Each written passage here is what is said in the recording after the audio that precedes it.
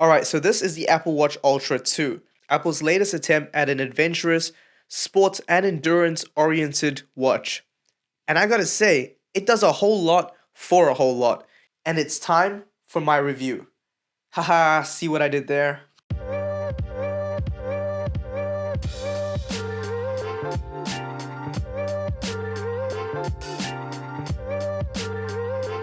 Hey, what's good? Prash here with my review on the Apple Watch Ultra 2.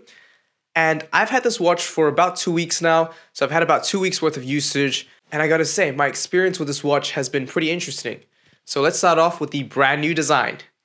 Whoops, did I say new design? I actually meant old design. But it is nice to see Apple doing their part to save the environment by, well, recycling their old designs as well. Alright, so jokes aside, looks-wise, it's a very nice and sleek looking watch. The build quality is simply fantastic, and I really like the orange accent colors on the action button and the digital crown. Now the crown itself is great, a little on the chunkier side, which I personally think makes it more usable than on the standard series of Apple Watches. It honestly reminds me of a Pip-Boy from the Fallout series, so yeah, I'm a fan. But you think at this price they'd add a few diamonds as well, but I guess not. Now, the titanium body is made out of 95% recycled titanium. I'm also really digging this new Alpine loop in indigo.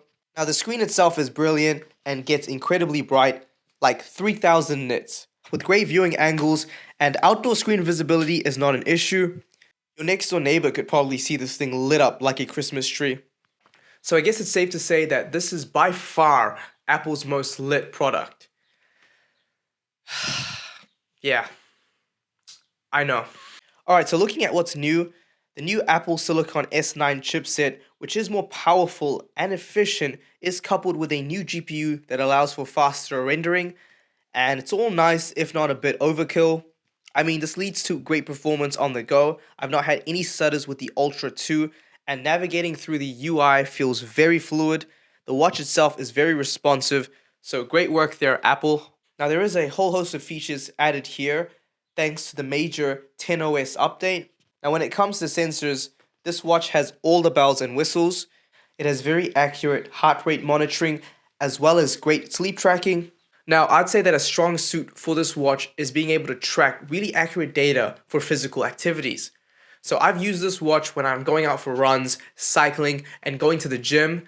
Now, I'll be completely honest, I haven't really tested this watch on hikes or mountain climbing or bungee jumping, skydiving, any of that fun, adventurous stuff. And you know what? What can you expect from a kid from suburban Auckland? I'm not really out doing that kind of stuff, especially since I've got uni exams and assignments on right now. So yeah, this was as exciting as it got for me. Now, feature-wise, I will say that the ability to have access to offline maps is great on the Ultra 2, especially when utilizing this big and bright screen. So all you have to do is download an offline version of Maps to your iPhone, which is connected to your Apple Watch Ultra 2, and you pretty much get access to those maps. Now, this is great, especially when compared to Garmin products of a similar price range, as with Garmin watches, you do have to purchase additional map data. So this way you can always have an updated offline version of Maps connected straight to your Apple Watch 2 Ultra from your iPhone, which really is a bonus. Now, there is a bit of a caveat here, to say the least. So on the flip side, if your iPhone dies, well, that's pretty much it. So there is a reliance on your iPhone, which is kind of annoying as it does take away from this watch being a fully standalone device.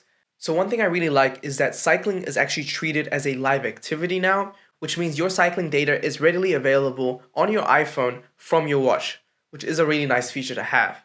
Now, workout data itself is available from different apps, and some people might find this kind of annoying, toggling between different apps to view certain data. For me, this really isn't an issue, but it is something worth mentioning.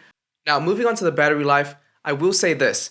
I got about 4 days worth of usage with the Apple Watch Ultra 2, and this is with moderate usage with the brightness near to max. And I personally think that's pretty damn good, especially since my older Series 6 watch now lasts me about a day at best. So yeah, for me, this was really great because I was using about 20 to 25% battery a day. And yeah, this was honestly really good, especially since the Ultra Watch 2 doesn't actually take too long to charge up. I mean, you can just plug it in for 15 minutes and you'll get a decent amount of charge and you can just go about your day. So yeah, for me, this was a win-win with the Ultra Watch 2. Now, the double pinch feature is also pretty neat. It allows you to answer calls and perform other tasks without having to use your other hand, which is more convenient than I expected. Alright, so should you get the Apple Watch Ultra 2? Well, if you're in the market for a rugged, adventure-oriented smartwatch that took some inspiration from the Garmin line of watches and other similar products, but you want a more integrated user experience with your iPhone and other Apple products, then I'll be honest, I can genuinely recommend the Apple Watch Ultra 2.